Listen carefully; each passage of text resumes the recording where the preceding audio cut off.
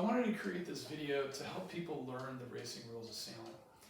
Most of our boat-on-boat scenarios happen between rules 10 through 20.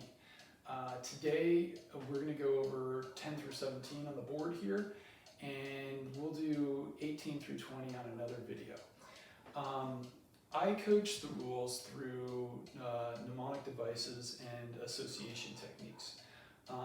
And it really helps when we're working with teams for everybody to know how to go between the rule number and the title of the rule and the definition or explanation of the rules. It helps with debriefs, and we can talk about scenarios that happen on the water much smoother and more succinctly. And it really also helps when you go to the protest room. You know, now you're communicating in the same language that the protest committee is used to using. The rule book is written this way, and it's really important just to be able to fluidly go between the number, the title of the rule, and again the explanation. And again, many of the people on the protest committee at high-level events are contributing to rewrites for parts of the rules every 4 years. So it just helps in so many ways, and you'll see here that when we go through these rules, it's actually easier to learn the rules when you know all three together. So here we go. Rule 10. Lost my jot. Here we go. Rule 10. Rule 10 is opposite tacks. And the way we know opposite, or way we get from the rule number to opposite tacks is it's often easiest to think of one having value and 0 obviously not, and they're opposites, right? So opposite tacks, port keeps clear of starboard. Upwind, downwind, reaching, port keeps clear of starboard. Opposite tacks. It's really that simple. Rule 11. So basically rule 11 is same tack overlapped. And the way we can get from the number to the term or the title is take 11, put it on its side, and if you now turn those into sailboats, you have a windward-leeward scenario, and windward keeps clear of leeward. Same tack, overlapped, right? These boats are overlapped. So windward keeps clear of leeward. And there's another rule that puts a limitation on the leeward boat and what they can do, but the essence of Rule 11 is windward keeps clear of leeward.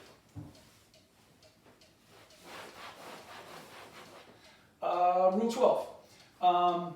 Rule 12 is same tack, not overlapped. And I think the easiest way to remember this is know that it follows Rule 11, same tack overlapped. Now we're inside Rule 12, same tack not overlapped. So if we're reaching along here, probably should put the wind on the board. You're reaching along, 2 boats on starboard tack. We draw a little overlap line off the transom or the aftmost point of the boat clear ahead, and we know that there's boat clear behind. And Rule 12 says that the boat clear behind has to keep clear of the boat clear ahead. So if the boat clear ahead were to slow down or come off a wave downwind or whatever they're doing, the boat behind cannot simply ram into the back of, ram into the stern of the boat clear ahead. They would foul out. Okay? Boat clear behind keeps clear of boat clear ahead. That is Rule 12. 13. 13 is while tacking. And this is actually an easy one to remember, I think. You take the 3 and turn it on its bottom. You get a W, Rule 13, while tacking. I've seen other people have another way of associating it. 3 could be like a ragging sail, something like that, right? And if a sail's ragging, maybe you're in the middle of a tack, so that might work for you. Or it could just be a tremendous amount of variation in turning, and maybe somehow that's how you go through a tack. But either way, Rule 13, while tacking, the important thing to remember is if you're going to point on starboard, as you head up, you are not tacking yet, you are just luffing, and only when you pass head to wind. So you could be a fraction of a degree but you must be just slightly past head to wind. Now you're tacking. And only when you come down to a close haul course have you completed your tack. When you're between past head to wind and down to close haul, you must keep clear of other boats. So that is rule 13 while tacking. Okay, 14. 14 is avoiding contact. And there's visually, I think there's a couple different ways you can get from the number 14 to the title avoiding contact. When I draw my 4, technically this arm of the 4 doesn't contact the vertical point, so there's no contact there. And if you want to extend the 4 down to there, you get a letter A. So avoiding contact, just start with the A, avoiding contact. Rule 14, avoiding contact. And what the way the rule reads on that one is if a boat, a boat shall avoid contact if reasonably possible. So even if you're a right-of-way boat, you can't just luff up somebody and create contact. In the rules, in our racing rules of sailing, when you read the word shall, that means must. So a boat shall or must avoid creating contact if reasonably possible. So you create contact, you could be in trouble. And there's a bit more to it. A boat does not have to act to avoid contact until it's clear that the other boat is not keeping clear or giving room or mark room. So another way to look at this is if we have a port tack boat here, and a starboard tack boat here. The starboard tack boat can keep coming towards the port tack boat, but doesn't have to avoid contact until it's clear that the port tack boat is not keeping clear. Okay, and in many cases, when you go to the room, if you have a rather severe altercation of course, that will be in your favor to be able to prove that. Or at least be able to say that and prove it in the room that you had to make a large alteration of course, in order to avoid the port tack boat. Technically, it's probably not the fastest thing to do. It's to do a radical maneuver right when you're docking a boat, but that will help your case. But just so you know, inside Rule 14, you don't have to avoid contact until it's clear that the keep clear boat is no longer keeping clear. And there is a part B to this, in that the starboard tack boat, the right-of-way boat, the right-of-way boat shall be exonerated if she creates contact with the keep clear boat. So let's say we had 2 boats going upwind on starboard here, and the leeward boat just stuffed it into a tack. And if the right-of-way boat here, the starboard boat, immediately took action and still clipped the stern of the the keep clear boat, if they still created contact, they will be exonerated under 14. But if they create damage or injury, then it'll probably go to the room, and there'll be other things to discuss. And you could be violating Rule 14 if you create damage or injury. We always have the debate: what is damage? Is it a slight scratch? I like to think that anything that takes a boat out of its normal race mode, something that would, even have to be, compounded out, would probably be damage. I'm little more particular about my boats, but that's something I would be trying to defend. Rule 15. I think if you remember that these two rules start with the letter A, avoiding contact, and 15 goes acquiring the right of way. I don't have a great way to go from visualizing 15 to acquiring the right of way, but a couple people have made some suggestions, so I'll throw that out here. If we take the 5 of Rule 15, basically we'll take the top off and invert it and put it down here. Put it down there, close this up, throw the A back in here. Now we're getting to acquiring the right of way if you spelled it all out. Hopefully you can see that as a Q. Yeah, the 5 turns into the Q, and you know it starts with the letter A, so acquiring the right of way. So, definition for acquiring the right of way.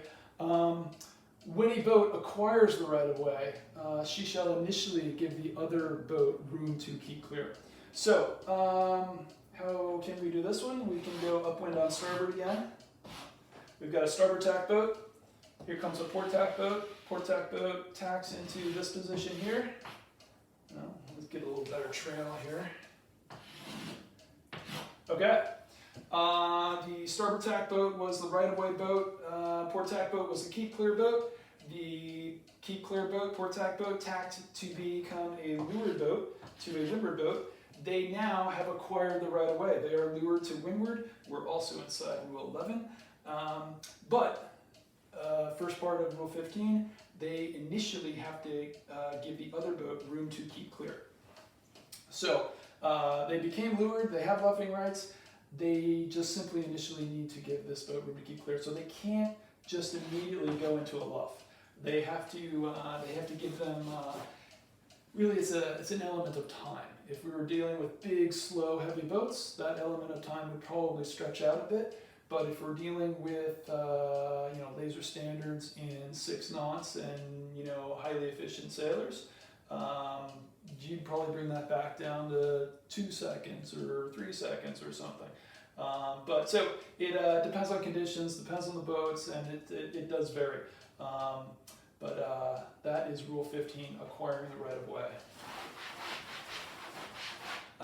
Actually, there's a second part, and it says, unless she acquires the right of way because of the other boat's actions. So let's do this. We'll have a port tack boat here, and a starboard tack boat is coming across. Starboard tack boat, right-of-way boat, we're inside Rule 10. Starboard tack boat, clean cross, no problem. They tack. They become, let's say they complete their tack in a scenario like this, right? So, the starboard tack boat crossed the port tack boat, completed their tack, and now we're in this scenario here. We've got a leeward-windward scenario. The starboard tack boat, the leeward boat acquired the right of way because of the actions of the other boat, which was now the starboard tack boat. So, the way I like to think of this, when there's a transfer of power between 2 boats, the boat with the right of way, the new right of way, can immediately use it. So just think transfer of power. If there's a transfer of power, you can use your rights right away. Otherwise, you have to give somebody the room to keep clear. And there's initially room to keep clear.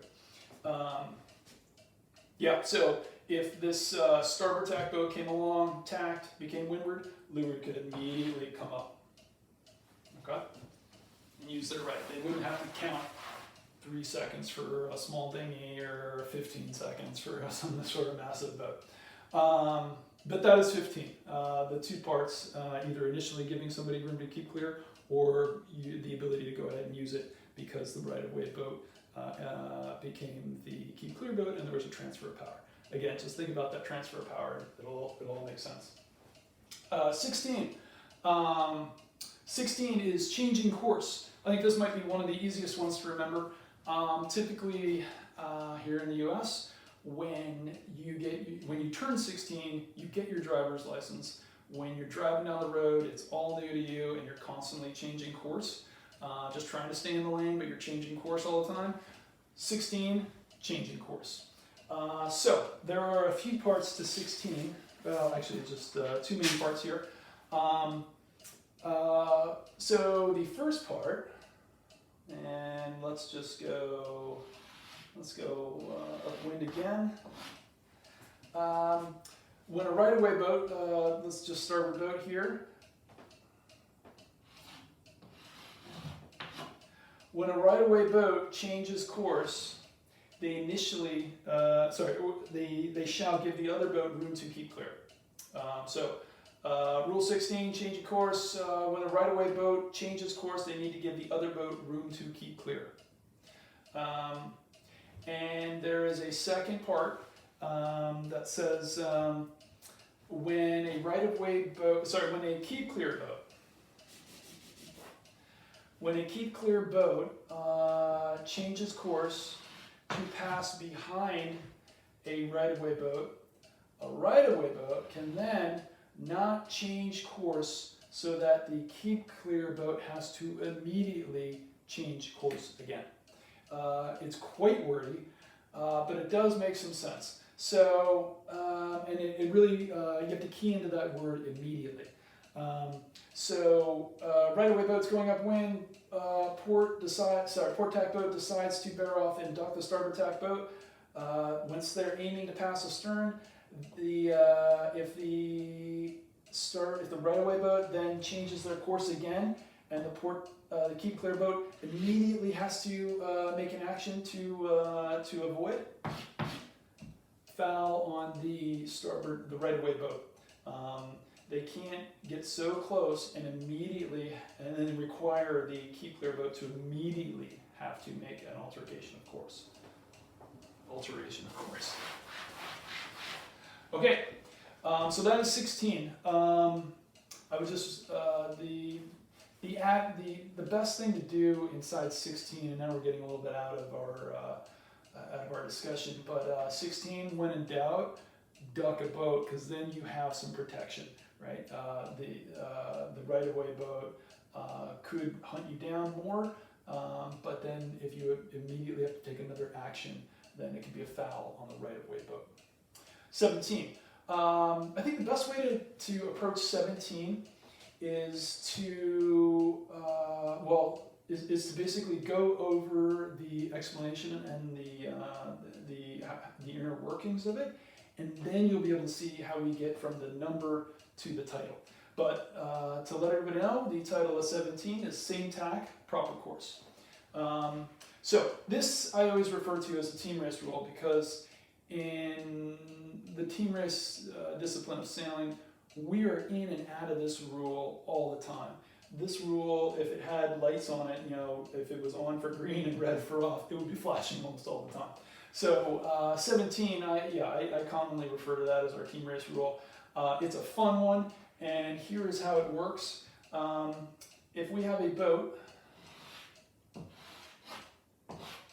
on starboard, we draw a 2-boat length line off the aftmost point of the boat, 2 boat lengths, and if a boat clear behind gets an overlap, if you get an overlap from behind, you are now required to sail your proper course. So you do have to be careful of how you overlap this boat here. If the boat behind is, we're in a team race scenario and they want to luff that boat, we're going to get into something in a different video about how you get rights. But right now, Rule 17, if you get an overlap from behind within 2 boat lengths, you're required to sail your proper course. I have a golden rule or a golden question I always have sailors try to repeat to understand if they're in Rule 17. And the phrase or the question to themselves is, did the lured boat come from behind? If they come from behind within this distance here of 2 boat lengths, they have to sail their proper course. Any other overlap scenario you can imagine, where the leeward boat doesn't come from behind, then they have luffing rights. But when you come from behind 2 boat lengths to that windward boat, you have to sail your proper course. We can look up the definition for proper course, but to put it as simply as possible, it's the fastest course you would sail to either the mark or the finish line for the boat in question here, which is the leeward boat that's getting the overlap. Okay, so taking it from the explanation through Rule 17 to the to link up the number to the term. Same tack, proper course. Here we go. We will write down. You take the 7. And when I draw a 7, you'll see that the top of the 7 is roughly half the distance of the entire length. So, so the long part of the 7 is twice the length of the top. Okay, so twice the length. So if we imagine that the top of the 7 is a 1 boat length sailboat right here, then the bottom of the 7 is our 2 boat length imaginary line for the leeward boat to come in and get overlap to know that you're inside Rule 17. So you draw the 7. You can then imagine that there's a boat with the 2 boat length line drawn below it, and that's any boat that comes inside there, same tack, proper course. They have to sail their proper course, and that is Rule 10 through 17 in a nutshell.